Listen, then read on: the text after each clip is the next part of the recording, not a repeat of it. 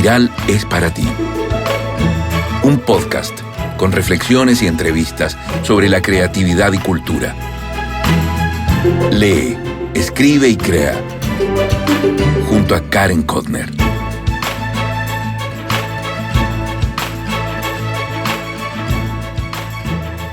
Hola, ¿cómo estás? Soy Karen Kotner, periodista y escritora. Te doy la bienvenida a Espiral, tu podcast sobre literatura y creatividad. Hoy, en el programa 55, converso con Claudia Piñeiro, escritora argentina, guionista, dramaturga y editora. Hace unos meses se lanzó en Netflix El Reino, del cual Claudia fue co-guionista junto a Marcelo Piñeiro. Claudia Piñeiro ha ganado múltiples premios. Es una escritora superventa y destaca Sor Juana de la Cruz, que se lo adjudicó el 2010 con su novela Las grietas de Jara. Conversar con esta escritora argentina es enfrentarse a una mujer directa que da batallas. Ha sido una de las caras más visibles del aborto libre en Argentina, donde hace unos meses se aprobó la ley de aborto libre. En este programa de Espiral conversamos sobre sus intereses, el tipo de escritura que cultiva y cómo logra delinear a la clase alta de Buenos Aires. Obvio, también me contó sobre sus lecturas y de cómo se definen ellas. Recuento personal. Grabo este capítulo 55 encerrada al baño de un hotel directo al teléfono, en las notas de voz. De ahí que la calidad de grabación sea distinta. De hace una semana estoy en la Patagonia chilena. Primero fui a Torres del Paine con mi cuñada y escalamos a Base Torres, que es todo un desafío. Y ahora me reuní con mi marido en Puerto Natales. El 18 de noviembre conversaré en Instagram Live con Pablo Simonetti, un escritor chileno también superventas, que acaba de lanzar la novela Todos los hombres que no fui. Este evento se enmarca en una serie de actividades que estaré realizando por el lanzamiento de Cuaderno de Escritura, un pequeño libro que ha tenido muy buena recepción, enfocado a ti o a cualquiera que tú conozcas que desee retomar la escritura o bien comenzar a escribir. Con Pablo vamos a abordar su propio proceso creativo y nos dará excelentes consejos para escribir más y mejor, como se dice. Por lo mismo, mi recuento personal de hoy es breve y ahora te dejo con la entrevista a Claudia Piñeiro.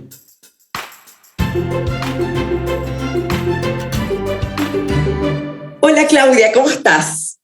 Hola, ¿cómo estás? Buenas tardes. Yo estoy muy bien, un poco impactada de tenerte aquí al otro lado de la pantalla, del Zoom, del micrófono, ya no sé cómo se dice, y darte las gracias. Me imagino que hacerse un tiempecito en la agenda para conversar no es tan fácil y tengo que decirle a nuestros queridos auditores que fue quizás que demasiado rápido para mí, así como una locomotora, además que para mí han sido días muy intensos, pero eso no viene al caso.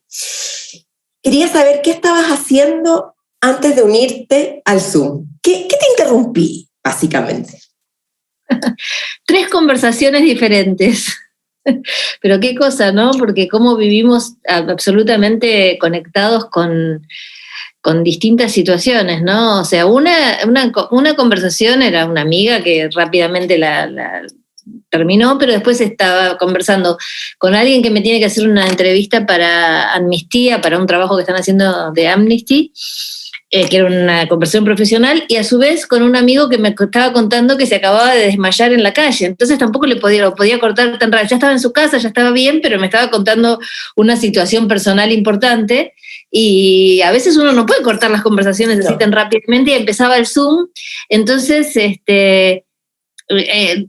Mirá lo que hice, puse, te tengo que dejar porque tengo un Zoom ahora con Chile, como si Chile fuera algo que me protege, porque no es lo mismo, tengo un Zoom con algún, no sé, con alguien de por acá, que lo puedo posponer o lo que sea, ya uno lo pone como internacional, el Zoom con Chile, y entonces, bueno, para que no se sienta que no le estoy dando bolilla, pero era difícil cortar por un lado porque era un tema importante, y por otro lado estabas vos del otro lado esperándome, ¿no? Esperando, qué lindo verbo encuentro. Uno se pasa la vida esperando, ¿o no?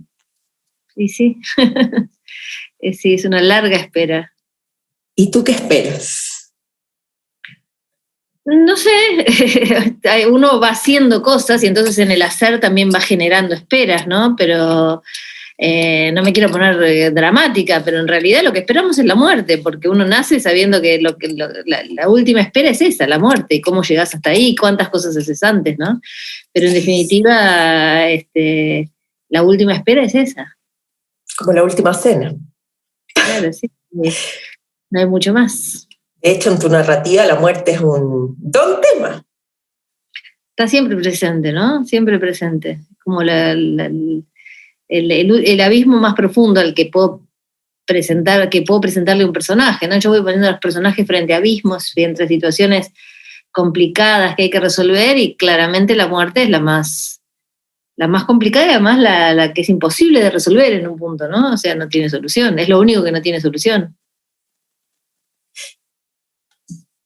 ¿Dirías que es tu tema recurrente o hay más temas recurrentes? El gran tema de Claudia Piñeiro.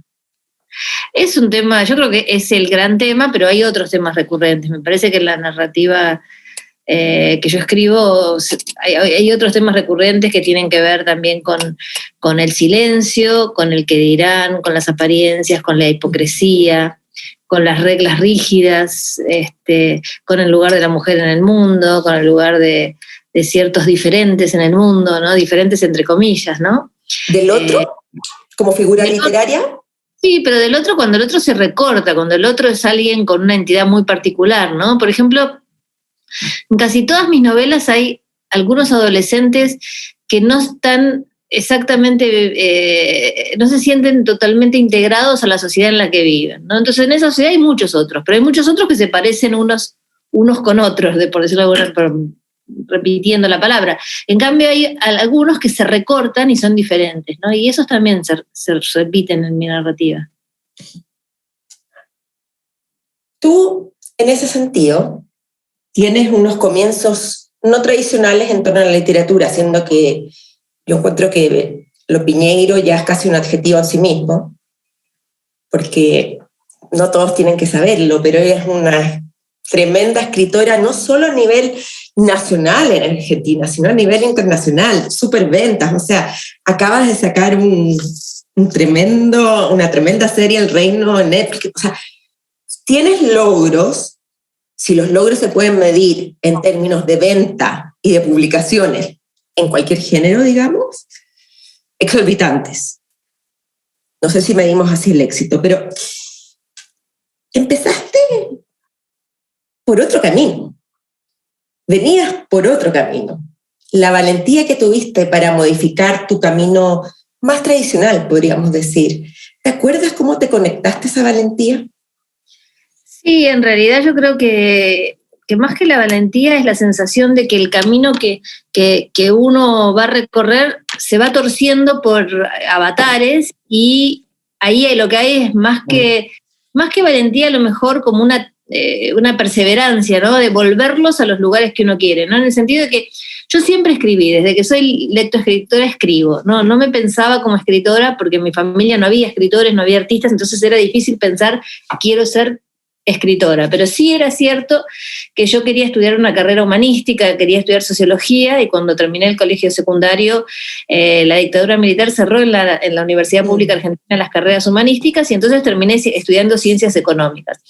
Entonces, eso primero tuvo que ver con una situación real de mi país, que se cerraron muchas carreras y había que elegir entre lo que quedaba. O sea, es un dato objetivo. Es un dato objetivo. Ante esa situación del destino, que es, bueno, estudié ciencias económicas, cuando empecé a trabajar y me iba bien porque yo era estudiosa y trabajadora y demás, de todos modos no era feliz porque no era lo que tenía ganas de hacer. Y entonces ahí sí fui torciendo ese lugar hacia el que me fue llevando el hecho objetivo, que fue la dictadura de mi país, etcétera, me llevó hacia ese lugar y yo lo fui torciendo buscando alternativas que me acercaran a la escritura, ¿no? Empecé a estudiar guión, empecé a trabajar en una revista como periodista gráfica y todo eso me devolvió otra vez a ese lugar de donde yo venía, que era la necesidad de la escritura, de la palabra escrita, ¿no? Pero podemos decir, no sé si estudiar contabilidad, contadora es lo mismo que entendemos en Chile, pero escribías con números.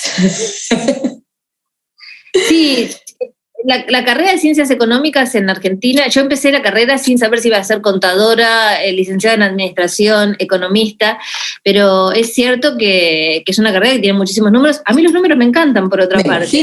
Me imagino, porque a mí me cargan. O sea, no, ahora me gustan de adulta, pero cuando era joven, digamos, seguiría en la universidad tratando de pasar el primer año. Sí. Pero bueno, también la universidad en la Argentina, la universidad pública es una universidad muy universalista, en el sentido de que no estudias solamente contabilidad, si vas a estudiar para contadora. También yo tenía materias como filosofía, lógica, geografía, historia. Entonces, también hay una educación muy importante en la universidad argentina, por lo que vienen estudiantes de todas partes de Latinoamérica, porque además es gratuita, ¿no? Es algo de lo que nosotros nos enorgullecemos, ¿no? De la Universidad Pública Argentina. Entonces, fui haciendo con más gusto algunas materias, con menos gusto otras, me recibí, tuve muy buenos trabajos y fui luego formándome por otros carriles más alternativos, ¿no? Iba a talleres literarios, empecé a estudiar guión con una maestra de guión, literatura con Guillermo Sacomano, dramaturgia con Mauricio Cartún. Después di el examen ya de grande para la carrera de dramaturgia en Buenos Aires, que es una carrera, una escuela municipal que entran 15 personas sobre 300 que se anotan, y bueno, di el examen, entré, hice la carrera. Todo eso fue como posterior, ¿no? Buscando ese camino de la escritura. En tus años adolescentes, ¿te buscaste mucho?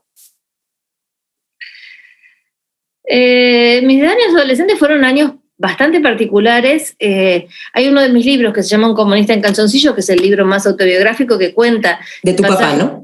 Adolescente, de la mano de mi papá, y fueron años particulares porque eran años en los cuales justamente mi papá tenía ideas políticas muy contrarias a lo que era la dictadura militar, y toda la adolescencia mía fue durante la dictadura militar, y entonces yo estaba todo el tiempo como preocupada de no decir fuera de mi casa lo que se decía dentro de mi casa, y a su vez, como sos adolescente, tampoco querés quedar fuera de los círculos de tus amigos, entonces no sabés qué tenés que decir delante de tus amigos, porque nadie manifestaba cuestiones políticas como las que se manifestaban en mi casa. Entonces fue un tiempo raro, por decirlo de alguna manera, ¿no? De mucho secreto, de mucho no contar lo que pasa en mi casa fuera de mi casa, ¿no? En ese sentido, investigando para entrevistarte, he visto que hablas reiteradas veces de tu padre, la figura del padre, cómo te marcó en cierto sentido porque él te permitió y le importaba que tú fueras a la universidad. También declaraste, y aquí voy a leer, porque no me quiero, que era un lector clásico, y tu madre era una persona muy culta también, ¿o no? Bueno, los dos empezaron carreras universitarias y ninguno de los dos las pudo terminar por cuestiones de inconvenientes de la vida, de trabajo, etc. A los dos les gustaba leer, pero te diría que mi mamá era más inquieta en ese sentido que mi papá, inclusive, ¿no?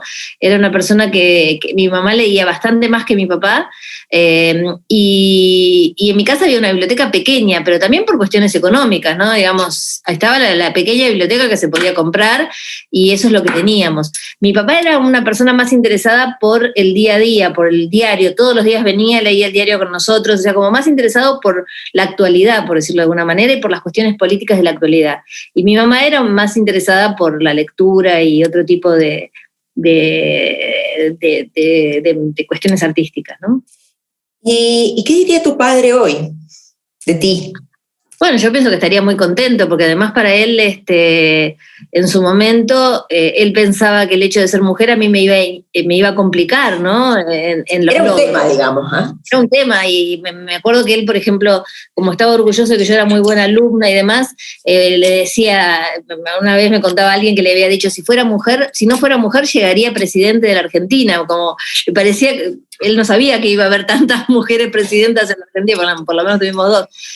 Pero además que las mujeres iban a hacer tanta carrera, ¿no?, política, pero en ese momento a él le parecía como que tenía condiciones y que el hecho de ser mujer me las podía limitar. Por otra parte, siempre me incentivó para que no fuera así. Yo me acuerdo que mis amigas, por ejemplo, iban todas a corte y confección, que era algo muy común cuando éramos pequeñas, cuando yo era chica, y mi papá no me dejaba ir y decía, no, vos tenés que ir a estudiar inglés, tenés que ir a estudiar esto, tenés que ir a estudiar el otro, para tener un buen trabajo y luego poder comprarte la ropa que quieras sin necesidad de quedarte en tu casa a coser tu ropa. Cosa que es también extrema, porque a lo mejor uno puede saber coser su ropa y no necesariamente deja de aprender las otras cosas, pero entiendo lo que mi papá me quiso transmitir, ¿no? Esa cosa de el rol de la mujer que tiene que ir a corte y confección y el rol del varón que tenía que ir a hacer deportes y estudiar otro tipo de carreras. Él todo el tiempo me estaba sacando de ese lugar, ¿no? Me estaba siempre incentivando para hacer las cosas de varones, por decirlo de alguna manera. ¿Madre qué rol jugaba?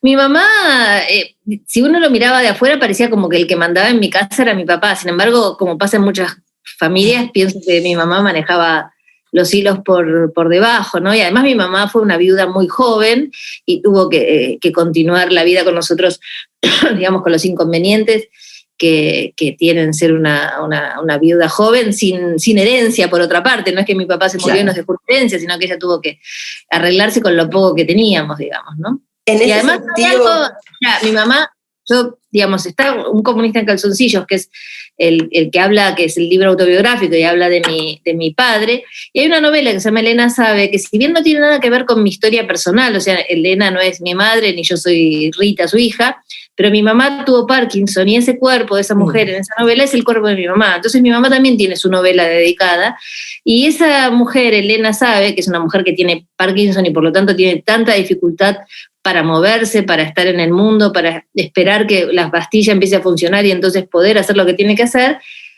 la salva el humor muchas veces, ¿no? Y a mi mamá le pasaba eso. Mi mamá lo mejor que me transmitió es que en las peores circunstancias el humor te salva, ¿no? ¿Cómo transmites el humor en tus escritos?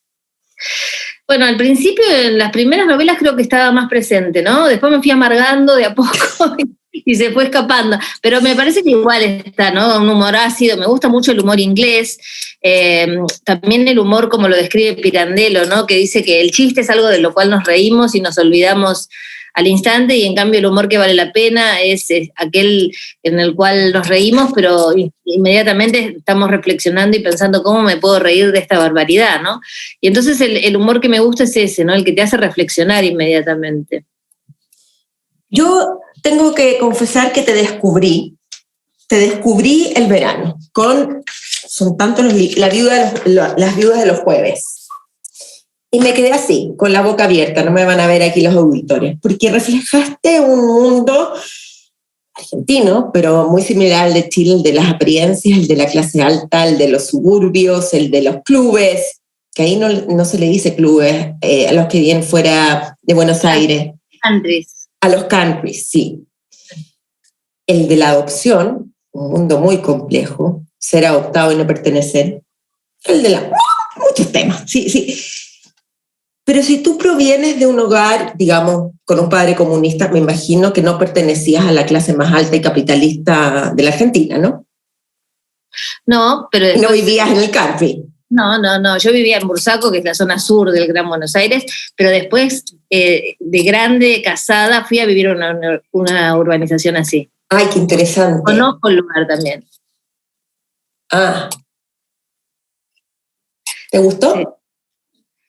Mira, tiene cosas interesantes y cosas que no me gustaron, pero que de todos modos uno puede ir haciendo recortes, ¿no? Primero que hay muchas urbanizaciones de distinto tipo, no todas son de clase alta aristocrática, ¿no? Muchas tienen que ver con profesionales, con distintos tipos de prestaciones muy diferentes unas a las otras, pero además, en el momento que yo me fui a vivir, era un momento en que recién empezaban y no tenía que ver con eso, sino con irse fuera de la ciudad a un lugar muy alejado. Mi ex marido, el padre de mis hijos, es arquitecto y entonces teníamos la posibilidad de construir una casa en un terreno alejado. Todavía la ruta panamericana, que hoy es una ruta anchísima que lleva para esa zona, era una ruta de 2 manos que tenías que hacer un montón de cola para pasar. Me acuerdo que cuando yo vivía ahí con mis hijos, tenía una caja llena de mapas, gomas, sacapuntas, porque si vos necesitabas algo para el colegio tenías que hacer kilómetros para ir al lugar más cercano donde podías comprar un mapa de la provincia de Buenos Aires. Era otro momento, ¿no? Y después, bueno, uno se termina quedando viviendo en esos lugares porque también es donde tenés tu casa. Yo me divorcié, esa era mi casa, mis hijos crecieron ahí. Y la verdad es que yo creo que ellos supieron entender bien el adentro y el afuera, ¿no? Que el adentro es una cosa bastante ficticia, bastante reparada, pero con ficción, y que afuera hay un montón de otras cosas para conocer, y han siempre salido en colectivo de mi casa. Colectivo es ¿cómo lo llaman ustedes? Es la micro, es el colectivo, que es el taxi, la locomoción. Exacto, salir de la casa, volver a la casa, caminar si hay que caminar, no sé cuántas cuadras para llegar hasta la ruta. Digamos que se han manejado bien entre el adentro y el afuera. Pero bueno, eso fue nosotros nos fuimos a vivir ahí hace 25 años atrás, y todo ese auge de los country fue un poco posterior, ¿no?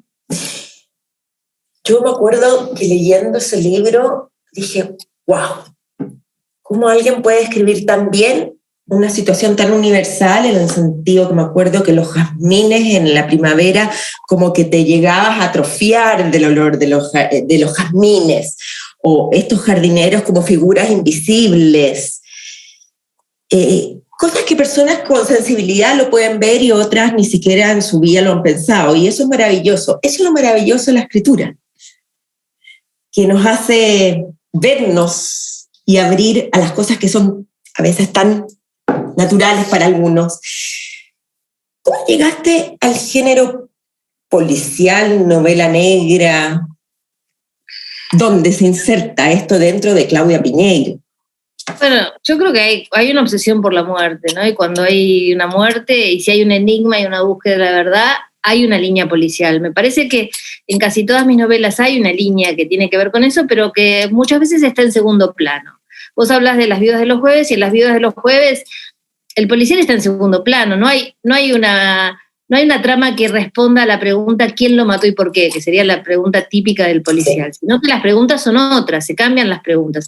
Incluso vos sabés que cuando yo estaba escribiendo, la imagen disparadora de esa novela fue una imagen que tiene que ver con el cuento de Cheever el nadador, que tiene una película que el protagonista era Burt Lancaster, y Burt Lancaster era alguien que vivía en un lugar así en Estados Unidos en la década del 50, y que había perdido su familia, se había divorciado y había perdido su dinero, y estaba dejando la casa, que estaba bastante deteriorada, pero mientras todavía vivía ahí, hacía un recorrido por el lugar donde vivía, yendo de pileta, piscina, no sé cómo lo llaman ustedes, de piscina en piscina, ¿no? Entonces nadaba a su piscina, pasaba la del vecino, la nadaba, pasaba la del club, la nadaba, pasaba la del vecino, y así iba haciendo todo el recorrido por el barrio. Y mi sensación cuando yo estaba escribiendo esta novela, que era que quería escribir una novela que transcurriera en los 90 en la Argentina, era que en alguna de esas piscinas Burt Lancaster aparecía flotando ahogado, ¿no? Y ya apareció la muerte, estaba con esa imagen y ya apareció la muerte, y al tiempo dejaba esa imagen en mi cabeza y aparecían 2 cuerpos más flotando. Entonces lo que tenía que hacer después era contar, bueno, qué pasó para que estas personas terminen de esa manera esa noche. Hay una intriga, hay algo de policial y de novela negra, pero a su vez no responde al típico caso del policial. Sí hay un cuarto cerrado, ¿no? Porque digamos que las comunidades, los country figuran como cuarto cerrado. Tienen tantas dificultades para el ingreso que si alguien aparece muerto en un lugar así, el que lo mató está ahí adentro, ¿no? Porque es tan difícil entrar, es como el cuarto cerrado clásico de la novela policial. pero creo que lo que más se subvierte son las preguntas. Y con mis novelas posteriores lo mismo. Entonces, nada, yo creo que hay una búsqueda de la verdad, hay un interés por la muerte, hay mucha violencia porque todas mis novelas están muy arraigadas en la sociedad actual, entonces los personajes salen a la calle y se encuentran con la misma violencia que nos encontramos nosotros, y entonces siempre, o en primer plano o en planos más secundarios, hay una línea policial, ¿no? Betty Boo es mi novela más policial, es así, la pensé, voy a escribir una novela policial, y desde el primer capítulo la escribí pensando que era una novela de género. Sin embargo, todas las otras las escribí pensando, voy a escribir una novela. Y el policial o la novela negra me tomó de camino. En el medio, a lo poco tiempo o mucho de estar escribiendo, aparecía los rasgos de novela negra o policial, pero no es que las concebí pensando, voy a escribir una novela policial. ¿Cuánto te toma en promedio escribir una novela? Siempre entre 2 y 3 años, 2 años y medio te diría que es un buen promedio, pero generalmente entre 2 y 3 años. Porque tu corpus es muy grande. ¿Tú misma te la crees? ¿Qué quiere decir? No, bueno, vos sabés que cuando yo escribí Las viudas de los jueves, yo ya había escrito Tuya. Ese año, a principios de año, lo había publicado una editorial más pequeña, después pasó a Alfaguara, pero fue lo primero que pude publicar. En realidad antes había publicado un libro para chicos, que me lo habían publicado en España, en la editorial EDB, pero son 2 pasos que uno va dando y no termina de convencerse si realmente va a seguir siendo publicado, si va a ser escritor, ¿no? Ya, me acuerdo que con el primer libro, que es este que te digo para chicos, que se publicó en España, yo ni lo había visto el libro, no sabía todavía cómo era. Serafín, ¿no? Claro, en ese momento no había internet y todas esas cosas, y un amigo viajó a Madrid y me trajo me mandó una foto del libro en el Corte Inglés, donde venden libros, y me trajo un ejemplar, y fue la primera vez que lo vi, que vi un libro mío con mi nombre, ¿no? Pero bueno, uno nunca sabe qué va a pasar con todo eso. Entonces, si vos decís si te lo crees, tarda mucho hasta que vos te creas que vas a seguir publicando, que puedas decir soy escritora. También es difícil cuando empezás a decir soy escritora, ¿no?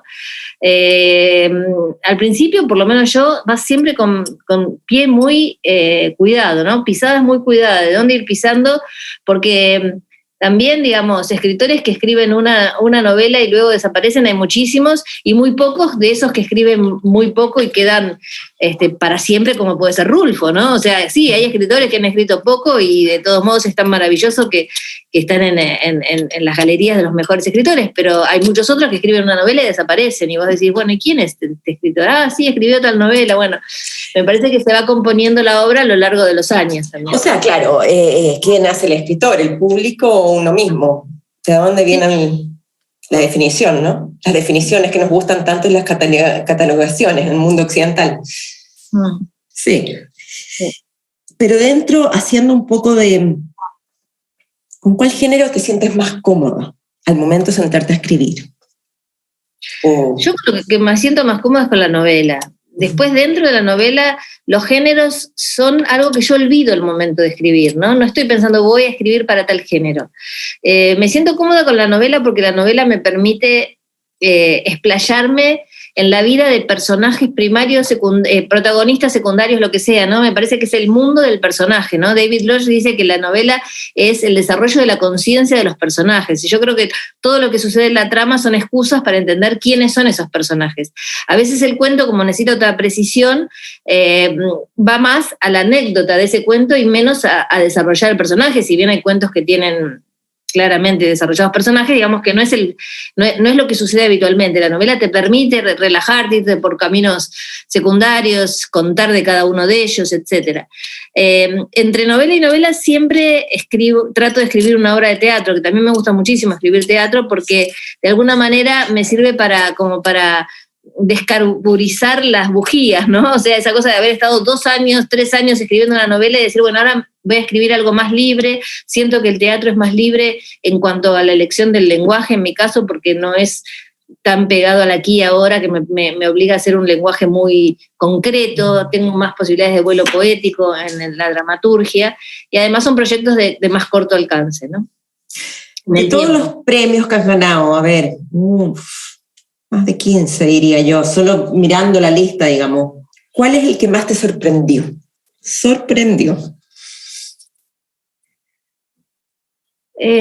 Bueno, uno que cuando me lo dijeron me sorprendí muchísimo. Bueno, en realidad te sorprendes con varios, ¿no? Pero de uno que por las circunstancias fue muy particular fue con las grietas de Jara con Daniel, Sor Juana Inés de la Cruz.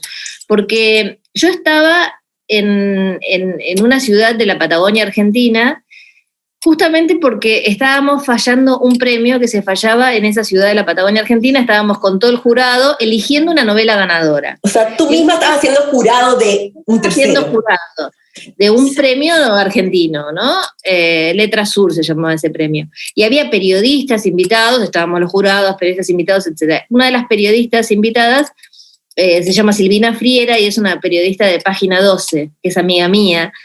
Y me acuerdo que subimos a las habitaciones porque después teníamos que bajar a anunciar quién había ganado el jurado, y me llaman por teléfono de México para decirme que había ganado el premio Sor Juana. Y yo estaba rodeada de periodistas, pero no podía decir nada porque estábamos ahí para otra cosa, estábamos para anunciar otro premio. Pero yo estaba desesperada por contárselo a alguien, entonces la llamé a Silvina a su habitación y dije, Silvina, ¿podés subir un minuto a mi habitación que tengo algo que decirte? Y ella vino toda preocupada.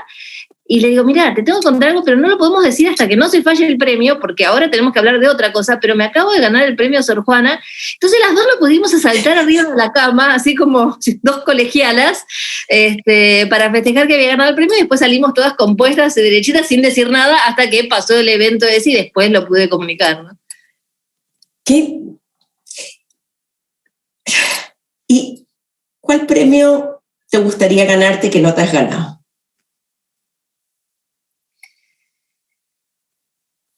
Mira, el tema es que ahora ya, digamos, al principio, cuando yo empecé, que gané el premio Clarín y demás, uno se presenta a los premios, ¿no? Entonces, yo me presenté al premio Clarín, al Sor Juana también, la editorial mandó los libros, pero uno se presenta al premio Sor Juana, etc. Y ahora hay otros premios que a veces te sorprenden porque no te presentaste, ¿no? Porque no te presentaste y un día te llaman y dices, ¿sabes que te ganaste, por ejemplo, el Literatur en Alemania? Yo ni sabía que estaba concursando cuando lo gané con Elena Sabe, y fue como una sorpresa agradable. Esas sorpresas son muy importantes porque ni siquiera vos sospechás que alguien leyó tu libro, que lo está evaluando, que lo conmovió y por lo tanto lo propone para una larga lista o para una corta lista de finalistas. Esos premios generan también mucha alegría y mucha sorpresa, ¿no? Ese es un regalo sorpresa. Claro. En su más pura excepción. ¿Hay algún personaje, porque tú escribes principalmente ficción, en el sentido ficción de lo que sea, aparte del libro sobre tu padre y tu madre, que hemos hablado, ¿hay algún otro libro que sea más cercano a la autoficción o a la biografía? No, la única que es autoficción es un comunista en calzoncillos, que a su vez tiene ficción. No todo lo que cuento ahí es cierto, hay cosas de ficción. Elena Sabe tiene un personaje que tiene la misma enfermedad que mi madre, y por lo tanto el cuerpo de ese personaje es el cuerpo de mi madre. Y en todas las otras novelas lo que hay son cosas que uno le presta a los personajes, ¿no? A veces te dicen, seguro que Betty Boo, que es, digamos, la protagonista de esa novela, es una mujer que más o menos tiene mi edad y que tiene los hijos de mi edad y que es escritora, pero también trabaja de periodista, etcétera. Seguro que sos vos, ¿no? O en el caso de Catedrales, que es mi última novela, muchos dicen, seguro que vos sos Lía, porque es la hermana que dice que se declara atea y pone una librería y lo que le importan son los libros, etc. Entonces la gente te asocia con lo que sabe de vos, y lo que sabe de vos es una pequeña parte, ¿no? Y yo muchas veces me río porque a veces soy más parecida a algunos de los personajes que nadie se ocurre que tienen que ver conmigo, a los cuales también les presto cosas mías, ¿no? Porque uno tiene cosas buenas y cosas malas y conoce sentimientos buenos y sentimientos malos, y todo eso te sirve para componer personajes, ¿no? Desde la ambición, desde el dolor, desde la mentira, el enojo, lo que sea, ¿no? Un montón de sentimientos que tenemos todos y que conocemos y que a veces tratamos de reprimir en nosotros mismos, pero a su vez le damos rienda suelta en un personaje, ¿no? En ese sentido, ¿cómo te afectó a ti la maternidad? Mira, para mí la maternidad siempre fue algo que yo sabía que iba a ser más, o sea, uno nunca sabe si puede finalmente ser madre y demás, pero no era algo que yo tenía que ponía en dudas, ¿no? O sea, muchas veces pensé, no sé si algún día me casaré. Eso sí lo dudé mucho. En cambio, ser madre no tenía tantas dudas con ser madre. Siempre me pareció que era algo que era una experiencia que quería vivir y por lo tanto la maternidad para mí fue un momento deseado, ¿no? Desde el deseo y tengo 3 hijos y entonces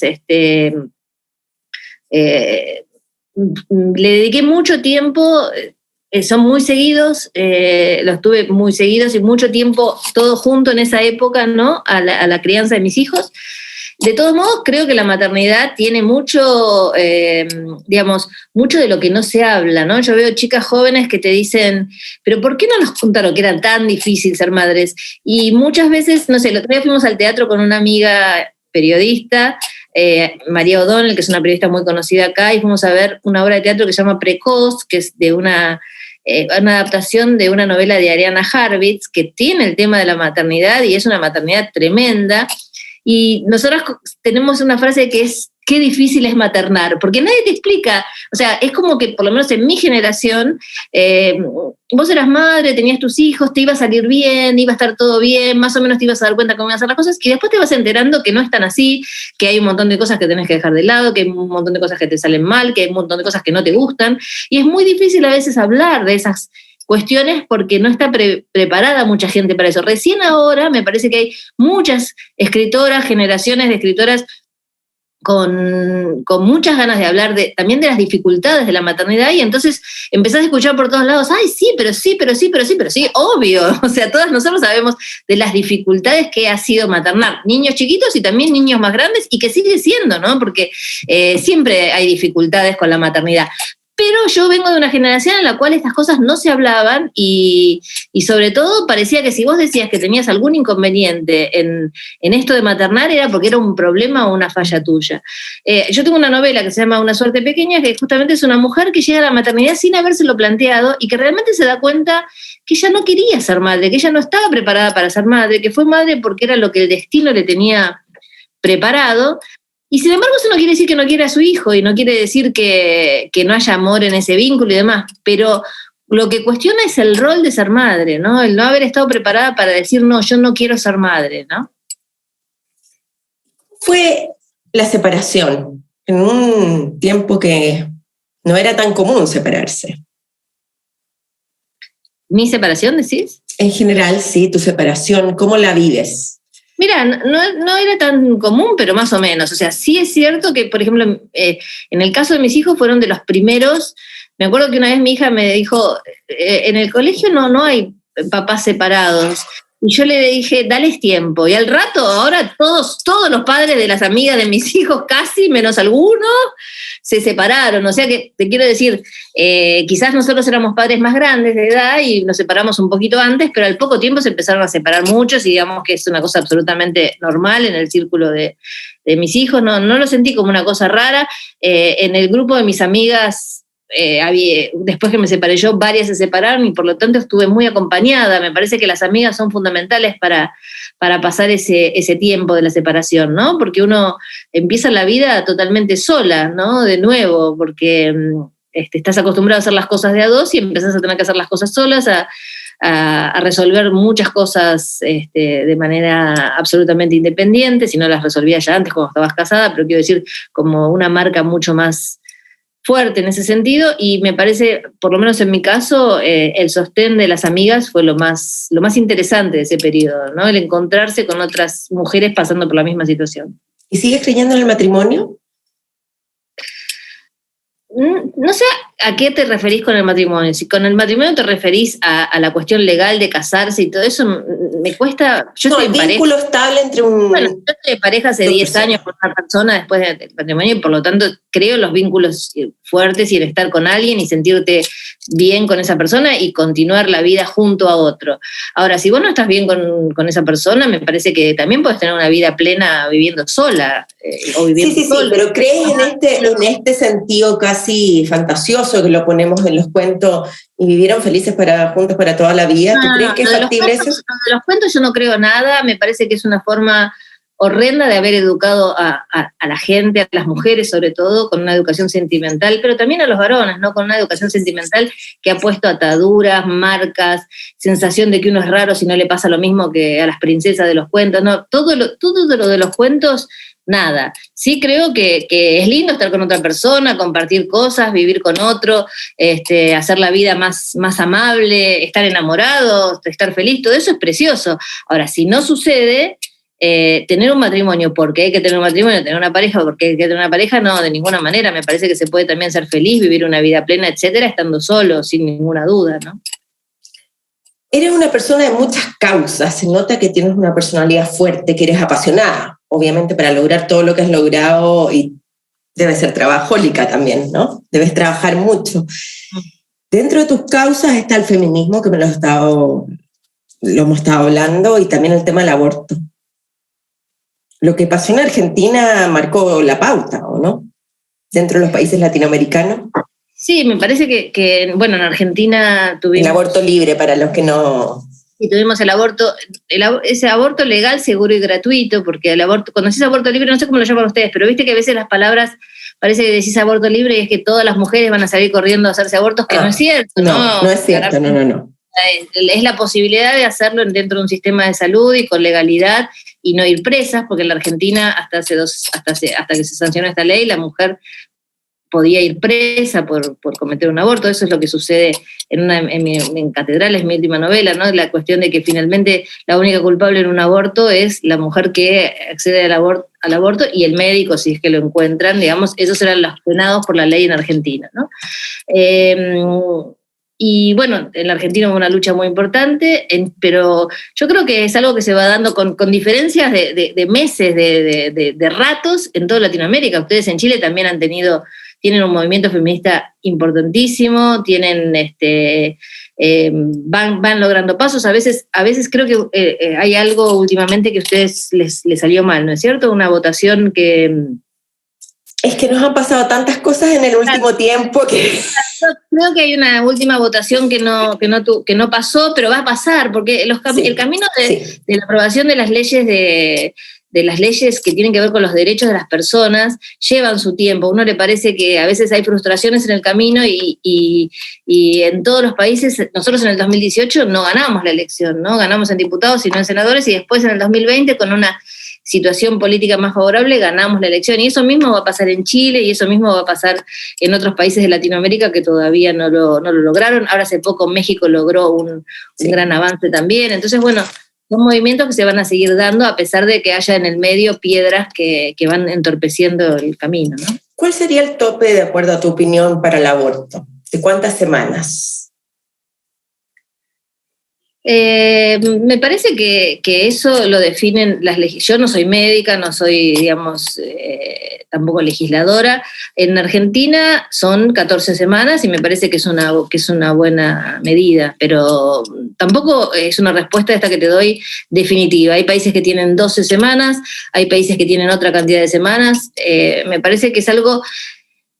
alguien dijo una vez cuando estábamos debatiendo hay que buscar el punto en el cual la sociedad se sienta cómoda con ese número, ¿no? Con esa cantidad de semanas. La sociedad, digamos, está dispuesta a que una mujer pueda acceder a un aborto hasta determinada cantidad de semanas, que es las que consensúan que se puede interrumpir un embarazo. Obviamente, cuando pasas de determinada cantidad de meses, ya eso no es un aborto, sino que es un parto, ¿no? Entonces, depende el lugar donde esa sociedad que va a aprobar esa ley se sienta cómodo para definir hasta acá es posible. En la Argentina fue 14 semanas.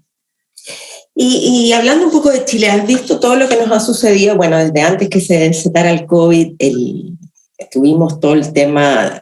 Se llamó en su minuto el despertar, pero fue todo un tema de reformas sociales a partir de octubre del 2019. Ya parece como si fuera el siglo pasado de tanto que ha pasado. ¿Qué te has enterado? ¿Si lo has seguido o no? Todo. Nosotros estuvimos absolutamente pendientes de lo que pasaba en Chile. muy pendientes, y me parece que esos movimientos chilenos después tuvieron también réplicas en otros países, pero fue como un despertar no solamente para Chile, sino para varios países de Latinoamérica. Hemos vivido con mucho interés y muy pendiente todo lo que pasó en cuanto a los logros que terminan ahora con la Asamblea Constituyente, ¿no?, que están teniendo ahora, y también en cuanto a los crímenes, como la cantidad de gente que ha perdido ojos a partir de las represiones, ¿no? Muchos con las balas de goma y demás que han perdido ojos, y bueno, y tantas otras cosas que pasaron en estas luchas, ¿no? Pero tu opinión, quisiera saber, lo que me interesa es ver como algo más amplio el fenómeno de la violencia en sí misma, independiente de quién la ejecuta en este minuto. ¿Estamos ante una sociedad más violenta, crees tú, en la manera de manifestarse a momentos? No, yo creo que Chile se manifestó, que venía no manifestándose, y la forma de manifestarse es salir a las calles. Cuando salís a las calles a veces tratan de reprimirte y eso genera situaciones de violencia, pero a mí me parece que los pueblos tienen derecho a manifestarse, sobre todo cuando no son escuchados, sobre todo cuando tienen injusticias. En la Argentina tenemos una gran tradición de salir a las calles a manifestarnos, y a mí me parece que lo que hizo el pueblo chileno es salir a las calles a manifestarse. La violencia se genera después, ¿no? Se genera cuando no se sabe manejar ese reclamo, me parece a mí. Por supuesto que puede haber violencias de algunas personas que se pongan violentas. Yo eso, hechos particulares no analizo, pero no, el vandalismo te estoy hablando yo en realidad, el vandalismo, bueno, los destrozos de la propiedad pública. Pero no es el caso para mí de las manifestaciones de la gente que ha salido a la calle a reclamar por sus derechos, ¿no? El vandalismo es otra cosa, para mí, ¿no? Ahora, hablando un poco más, ¿cuál es tu relación con Dios? Mal que mal, tu última novela se llama Catedral. Ninguna, porque yo no creo que haya Dios, entonces no tengo ninguna relación con Dios porque no creo en Dios. ¿Y nunca la tuviste? No, lo que tuve es una educación católica. Mi familia es una familia católica, fui a un colegio, en la primaria no, pero en la secundaria fue un colegio de monjas. Mi madre, mis abuelos, la familia de mi padre también son una familia católica, entonces lo que tuve es una educación católica. Uh-huh. ¿Pero nunca has tenido una fe en algo mayor que tú, trascendental, o crees en alguna otra?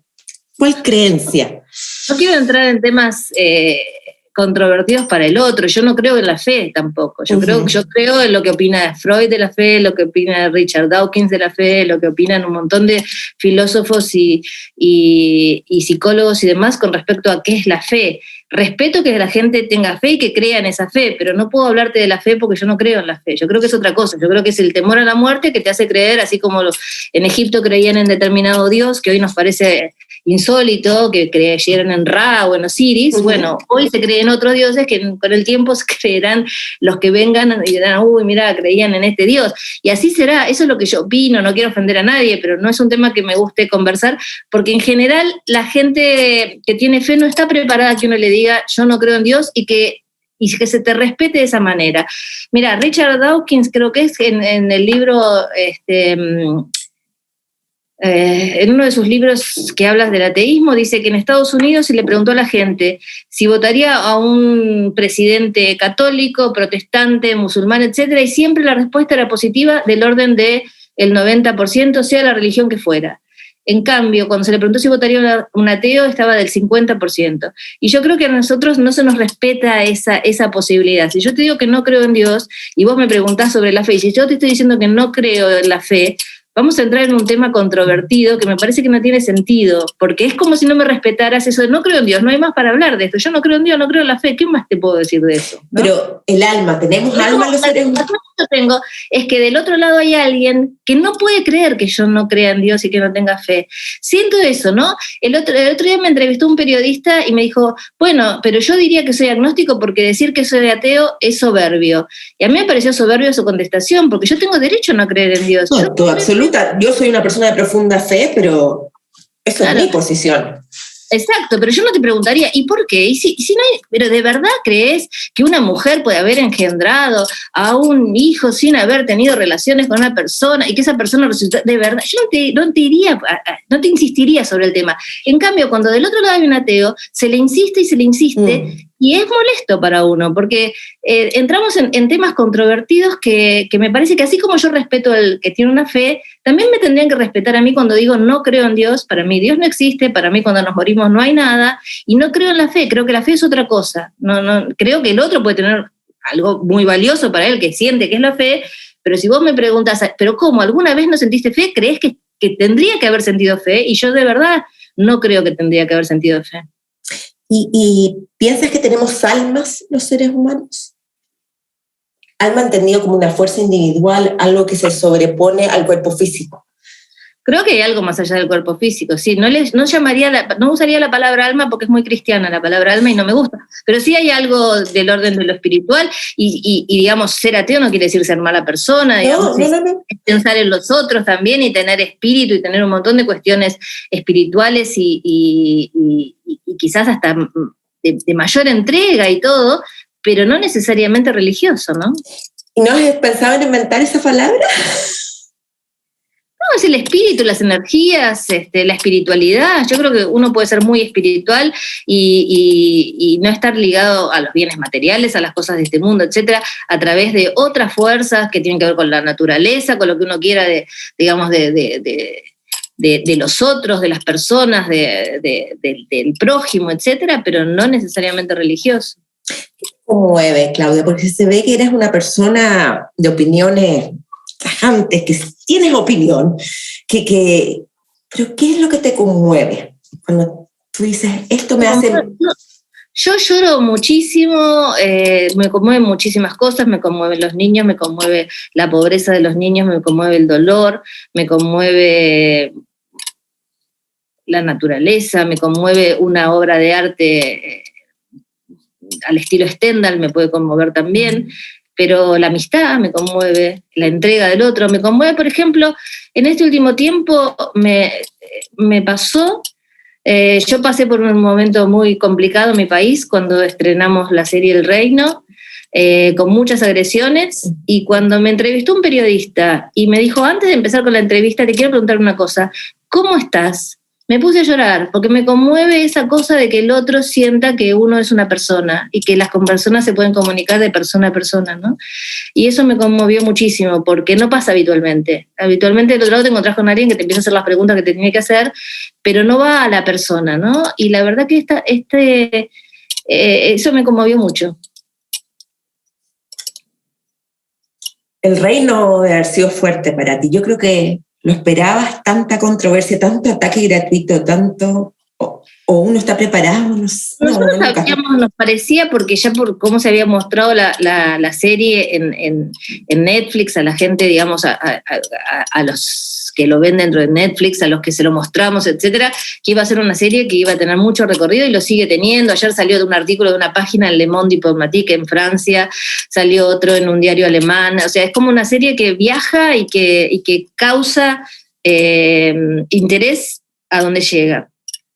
Lo que no pensamos es que iba a haber una controversia tan grande. Por un lado, fue positivo también que un hecho artístico, como puede ser una serie, genere tanto debate en la sociedad, ¿no? Eso sí fue bueno, porque se ve que era un tema que debía ser conversado, porque durante semanas donde iba se hablaba de la serie, se hablaba de lo que, digamos, de los temas de la serie, de las iglesias evangelistas, pero también del poder, de los partidos de ultraderecha, de la justicia, de los servicios de inteligencia, un montón de temas que están en la serie y que generaron mucho debate, y eso fue bueno, ¿no? Después, bueno, obviamente no me imaginaba las agresiones que hubo, y mucho menos que las agresiones se recortaron sobre mi persona nada más, porque somos dos guionistas y solamente fueron, digamos, las agresiones fueron hacia mí y no hacia el otro guionista, que somos guionistas los dos, la mitad de la serie cada uno, o sea que debería haber sido compartida si no fuera, pero como que por el hecho de ser mujer y ser feminista se dedujo que todo lo que a ellos les molestaba de la serie tenía que ver con mi ideología, digamos. Piñeiro se llama también, el otro guionista, pero no con Y. Con Y y no somos parientes, y es muy gracioso porque nos siguen preguntando si somos parientes y ya incluso lo escriben bien y nos siguen preguntando si somos parientes, o sea, muy gracioso. ¿Y te pudiste sanar de estos ataques? ¿Te pudiste proteger? Sí, porque tuve mucho apoyo de mucha gente, entonces eso rápidamente se se desaparece, ¿no? O sea, sí, igual te digo, todas esas cosas no son gratuitas, ¿no? Generan daño y generan temor, y durante varios días yo estuve muy asustada, porque cuando vos sentís que del otro lado hay alguien con mucho poder que te está atacando en forma personal, te sentís asustada. Pero después, bueno, se fue cediendo. ¿Y cómo se manifestó ese susto? Porque son situaciones extremas. Bueno, llorar, por supuesto, y temblar, por supuesto, y pensar, alguien me puede hacer daño también. Y lo primero que hice fue empezar a hablar con algunos amigos, ¿no? Y decirle, mira, me está pasando esto. Escribieron esta carta, dicen esto de mí. Y esos mismos amigos se ocuparon de armar, no es que yo les pedí, hagamos algo, sino que dije, mirá lo que me pasa, y ya inmediatamente se empezaron a armar las redes de cómo reaccionar frente a un ataque de ese tipo, ¿no? Pero son como redes de solidaridad. O sea, eres muy amiga de tus amigos en general. Tengo muchos amigos, sí, tengo muchos amigos, por suerte. Claudia, me encantó una frase que leí, la encontré linda, preciosa, pero además tan amplia, tan porosa, de Vidas Prestadas, lo declaraste. Soy una lectora bulímica y caótica. Mira, no sé por cuál de los dos comenzar. Bulímica, ¿qué es ser bulímica? Que uno vomita todo, o sea, como que tiene un descontrol, pero sí, caótica. Es una frase que yo usaba mucho antes y hoy me cuidaría quizás de usarla, ¿no? Porque, ¿en serio? No, porque me parece que la palabra puede ofender a alguien, ¿no? O sea, digamos, pero vos me entendés lo que quise decir. Lo que no, quise decir, yo lo comprendo, pero es que la encontré... Claro, desesperada de leer y leer y leer y leer, pero en ese sentido, ¿no? Como sin control. No, de verdad, bueno, personalmente yo no lo leí. Claro, uno siempre puede herir. Claro, bueno, eso es lo que yo hice aquí a lo mejor, pero vos me entendiste perfectamente lo que quise decir. Y por otra parte, lo de caótico tiene que ver con que yo no hice una carrera. Entonces, al no hacer una carrera de letras, no tuve una formación de decir, bueno, primero ahora vamos a leer esto, ahora vamos a leer esto otro, sino que voy leyendo de manera caótica y muchas veces en función a lo que me va recomendando gente que sé que me gusta lo que escribe, lo que lee, que en general coincidimos y estoy permanentemente atenta desde subir a un transporte público y ver lo que está leyendo alguien que le ves cara de apasionado hasta que te lo recomiende el crítico más importante, ¿no? Qué lindo también donde lo escuché. Habrá sido en ese mismo programa de cuando tú decías que alguien que va en el metro y tú lo ves leyendo, como que te genera una... No, te mentiría, no te puedo citar tal cual, pero era una cosa que pasa a los lectores, que estamos como esta cosa del voyerismo, pero en el buen sentido, que queremos saber qué está leyendo, lo que se ha visto limitado tremendamente con el libro electrónico, que no tengo nada contra el libro electrónico. Claro, vos sabés que cuando mis chicos eran chicos, yo, como te decía, vivía fuera de la ciudad, tenía que andar mucho en auto con ellos y siempre tenía sobre la luneta un libro. Y una vez uno de mis hijos agarró un libro que estaba sobre la luneta y me dice, ¿qué hay acá adentro que lo llevas a todas partes? Y yo pensaba, bueno, eso sería genial que lo tomara como algo que le incentivara a leer, ¿no? Justamente averiguar qué hay ahí adentro que uno lo lleva a todas partes. Claro. ¿No? Y ¿cómo te ha afectado la tecnología en tu lectura? El mundo digital, instantáneo, electrónico, las redes sociales. ¿Cómo has visto esta progresión en ti, esta lectora caótica, digamos, que comienza a leer, que se le viene aquí el volcán? Mira, las redes sociales me quitan mucho tiempo y trato de apagarlas porque soy bastante adicta a las redes sociales, sobre todo a Twitter, que me entretiene mucho, entonces ahí se pierde mucho tiempo. Pero en cuanto a los aparatos para leer, yo sigo leyendo en papel. Lo que pasa es que realmente los dispositivos electrónicos son muy buenos cuando uno tiene que viajar, cuando necesita mucho material. O sea, creo que es bueno acostumbrarse también porque evita muchos inconvenientes de me falta tal libro, bueno, lo tengo en el e-reader y ya está, y no tengo que ir a la biblioteca a buscarlo, a ver dónde lo puse. Creo que hay muchas cuestiones prácticas, sobre todo para gente que viaja mucho como yo, que los dispositivos electrónicos nos han ayudado. Por otra parte, yo sigo prefiriendo leer en papel, y lo que sí me resulta muy agradable es el audiolibro, que es otra cosa, no es leer, sino es cerrar los ojos, empezar a dormirte y alguien te está contando un cuento. ¿No te desconcentras en el audiolibro? Con el audiolibro no. También como una cosa para ir escuchando en la ruta mientras vas manejando, también me interesa, en vez de escuchar un noticiero o una canción, ¿no? Pero podrías leer lo mismo, digo, en un soporte. Supongamos que a ti te gusta Proust, yo sé. ¿Podrías escuchar un audiolibro? No, quizás probablemente de Proust no, porque necesitas como una morosidad en la lectura y necesitas muchas veces volver a leer un párrafo, ¿no? Y volver, o Thomas Bergham, ¿no? Digamos, me parece que son lecturas que hay que leer. Pero hay otro tipo de literatura que me parece que se puede escuchar perfectamente en un audiolibro. Quiero hablar sobre los referentes literarios, pero primero, si uno tiene que comprar, y aquí es porque yo tengo una pésima traducción en Busca del Tiempo Perdido, ¿cuál traducción comprarías tú? ¿De cuál editorial? ¿Cómo vamos y compramos? Esta sí que me la aseguro. No soy muy buena para eso, pero generalmente hay, no sé, por ejemplo, nosotros acá en Argentina teníamos en un momento unas traducciones de Shakespeare hechas por grandes escritores argentinos, ¿no? Que lo hacía la editorial Norma, entonces cada obra de Shakespeare estaba traducida por un gran escritor o gran traductor argentino. Me parece que uno tiene que mirar quiénes son esos traductores. Lo que pasa es que no siempre tenés tanta variedad, ¿no? A veces vas y es la edición que hay, ¿no? Y compras la edición que hay. Muchas veces ediciones españolas que a lo mejor son muy buenas para leer allá y que para nosotros nos resulta muy raro, ¿no? A veces leer, no sé, un libro de un japonés que habla como gilipollas y cosas así te resulta raro. Si es un español, no, porque si es un español puede decir ese término, claro. Pero cuando sabes que estás leyendo a un japonés y te empieza con esos términos, a nosotros nos hace ruido, como a ellos les hace muchísimo ruido también los modismos locales nuestros, ¿no? Claudia, ¿cómo hay que leer en Busca del Tiempo Perdido? Y esto es una pregunta completamente autorreferente, porque yo la leí hace muchos años, pero ¿cómo tengo que leerlo? ¿Por orden? ¿O da lo mismo? Bueno, yo creo ¿Cómo es esa lectura?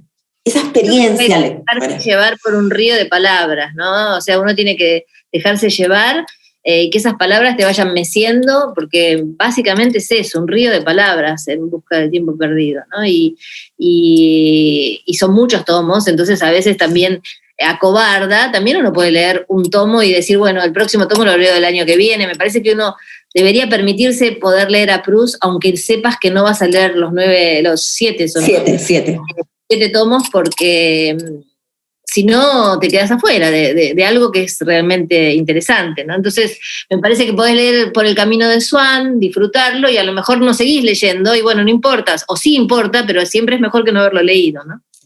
¿Y por qué Proust, o sea, Busca el Tiempo Perdido y no Ulises, que también es un derroche de palabras Bueno, a mí me atrae muchísimo más la prosa de Proust en Busca del Tiempo Perdido. El Ulises de Joyce me deja bastante afuera, ¿no? Lo he intentado varias veces, lo he leído, y me encantaría leerlo con alguien que me ayude a determinar ciertas claves, porque siento que lo que leo no termino de aprovecharlo como si tuviera algunas pautas, ¿no?, de lectura que no he tenido, ¿no?, porque no he estudiado letras, porque no tengo esa formación. Me parece muchas veces cuando veo que Gamerro o algunos escritores argentinos dicen, voy a dar un curso sobre la lectura de Ulises, siempre digo, me voy a anotar. Yo sí, también, avísame, porque eso también me gustaría, porque no es un libro, creo que para leerlo en un sentido tradicional de cómo sería una lectura, que va, que digamos que se da, que fluye. ¿Cuáles son tus referentes literarios? Mira, en Argentina siempre digo que nosotros tenemos como la marca, ¿no?, de nombrar siempre a Borges, a Cortázar, a Piglia, te diría, que son los que internacionalmente siempre nos preguntan, pero si yo te tuviera que nombrar a uno por fuera de esos que son ineludibles, lo nombraría a Manuel Puig. Me parece que Manuel Puig tiene una literatura que yo siento muy cercana, que me encanta, que me encantaría escribir como escribe él, que siento que sus mundos tienen algo de mis mundos, que también tenía un interés por lo cinematográfico y por lo audiovisual, que yo también tengo. Entonces lo siento como un gran referente en ese sentido. ¿Qué día que estás leyendo, Claudia? Si es que te acuerdas, porque a veces uno ni se acuerda. No, sí. Y no es porque no sepa lo que estás leyendo, pero No, te digo, no es que no me acuerde. Tengo acá una pila de 10 libros porque soy jurado de un premio y entonces estoy leyendo, ya los leí, pero los estoy releyendo porque tengo ahora, la semana que viene, soy jurado del premio Filba, que se vaya la semana que viene, y estoy leyendo los 10 finalistas, que como te digo, ya los leí, pero tengo que encontrarme el jueves con los otros jurados y por lo tanto quiero tener como bien fresco. ¿Y lees todos los días, Claudia? ¿O hay veces que...? Siempre, casi todos los días tenés algo para leer. A lo mejor no la novela que estoy leyendo, por decirte. En este momento no es que estoy leyendo una novela en particular porque estoy leyendo un curso. Pero cuando estoy leyendo una novela en particular, a veces hay días que trabajé todo el día con guiones o con la novela y llega la noche y apoyo la cabeza y me quedé dormida, lamentablemente. Por eso tomé la costumbre también de leer a la mañana, ¿sabes? Después de desayunar, dedicarle un tiempo a la lectura, porque me estaba pasando que a la noche llegaba demasiado cansada y ya no tenía posibilidad de leer del mismo modo. Y entonces uno arranca ya el día con una lectura, aunque sea de un rato, y te sentís que si ese día a la noche no llegas a leer, bueno, algo ya leíste, ¿no? ¿Sabes qué? De todas las opciones, nunca se me había ocurrido, o sea, ya, supongamos que alguien hace deporte, yo corro, empezar lo decía, bueno, lo dejo para la tarde, pero eso es como casi un autoengaño. Hay un escritor argentino, Martín Coban, que yo admiro mucho, que es un gran lector, y bueno, justamente en este premio que te conté en la Patagonia, él era jurado y nos llevaron en un momento de una ciudad a otra por el medio de la Patagonia desierta, en un colectivo que se iba moviendo así, entre el medio del ripio, y él iba contra el vidrio así, leyendo un libro, y yo decía...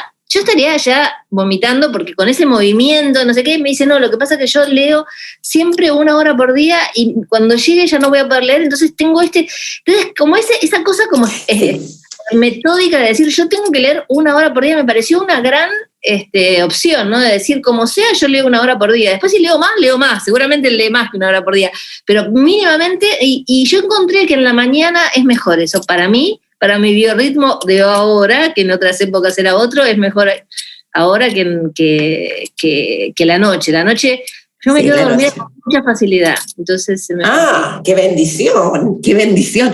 Yo he llegado a pensar, Claudia, en incluso, bueno, obviamente que dejar el teléfono, cualquier cosa, en otro lugar físico, creo, porque si no, no lees bien, y tomar el cronómetro para no autoengañarse de que...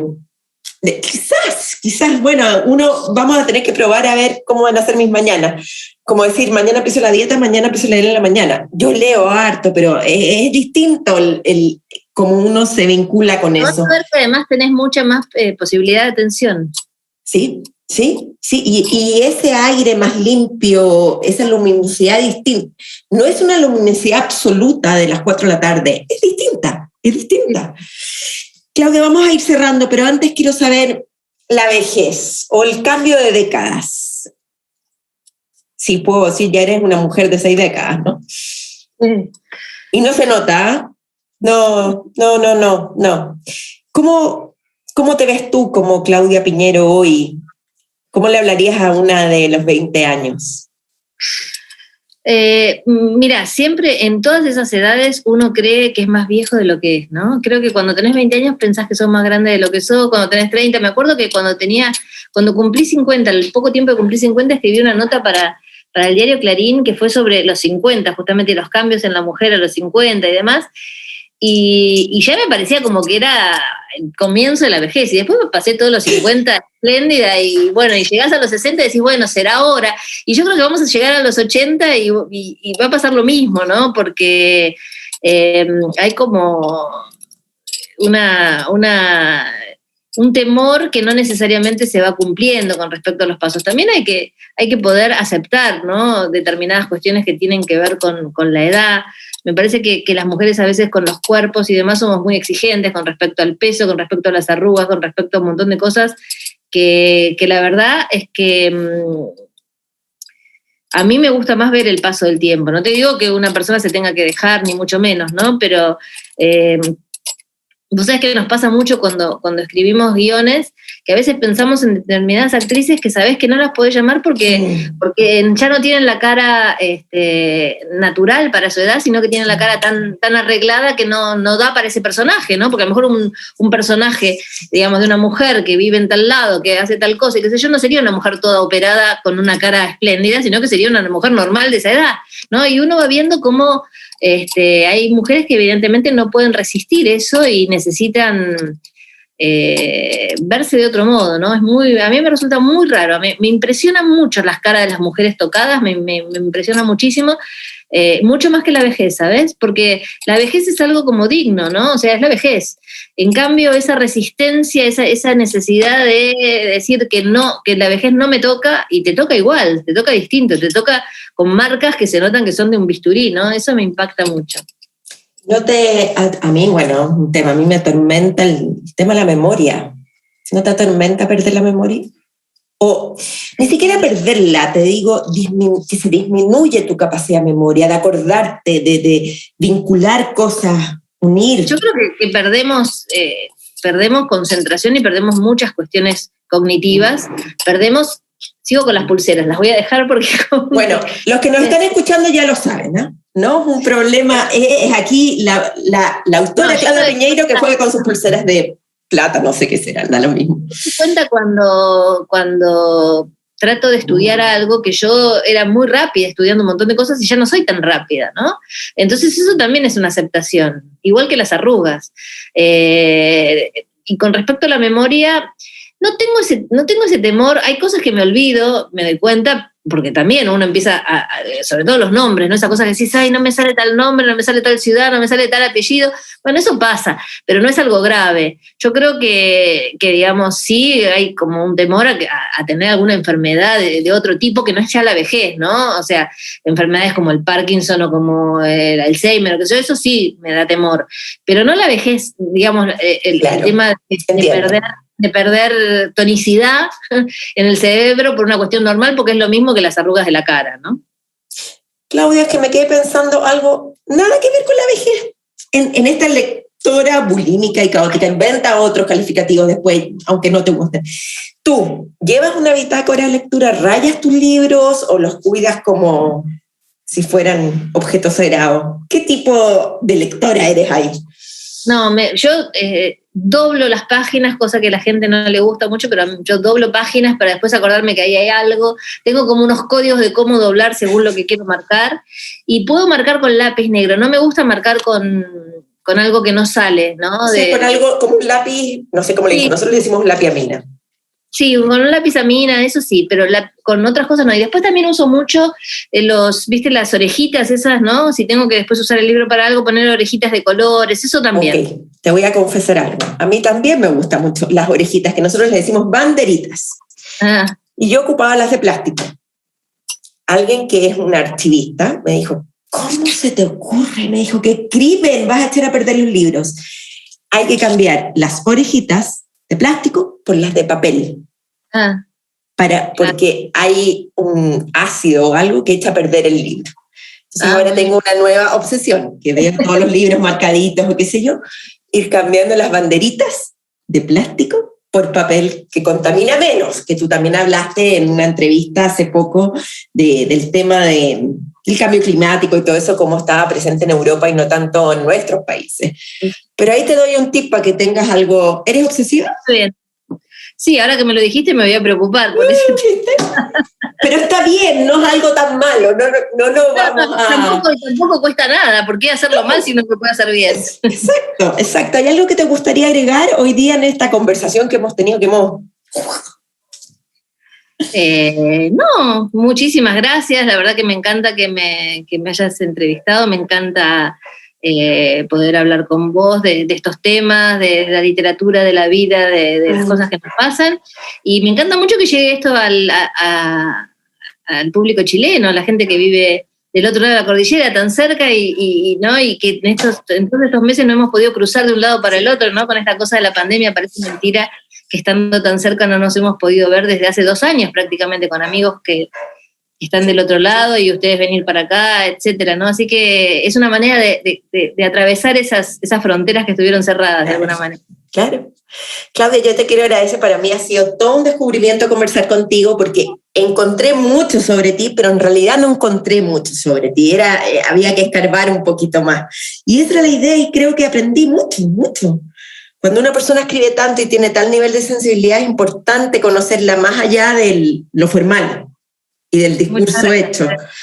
Muchas gracias de nuevo, Claudia, por tu tiempo y la concentración en las pulseras. Bueno, sí. Ahí están. Estas pulseras las voy usando de a poco porque me las empezó a regalar mi pareja por cada año una pulsera. Esas cosas antiguas, él es más grande que yo y se ve que se usaba en su época. Y ya tengo tanto peso en la mano que no las puedo llevar. Y él se ofende porque dice, ¿por qué no las llevas? Y digo, no suenan.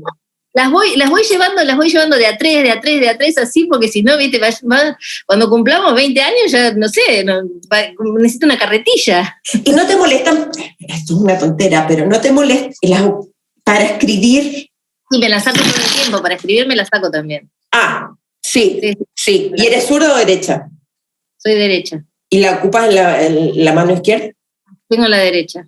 No, te las tienes que sacar. Pero me saco todo, me saco los anillos, me saco todo. Todo. ¿Y para dormir también? Sí, hasta el reloj, todo. ¿Y tienes algún ritual para escribir o te sientas y ya, disparas? No, me siento y ya. Pero me tengo que sacar las cosas para escribir. Pero me tengo que sacar todas, los anillos, las pulseras, el reloj, todo. Todo. Incluso a veces los aros.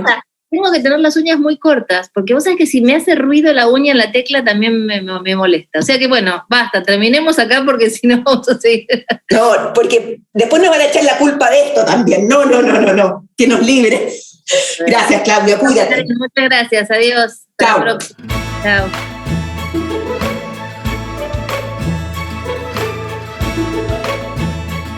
Claudia Piñero es una de las grandes voces de la literatura latinoamericana, con una prosa rica y una propuesta que llega a millones de lectores.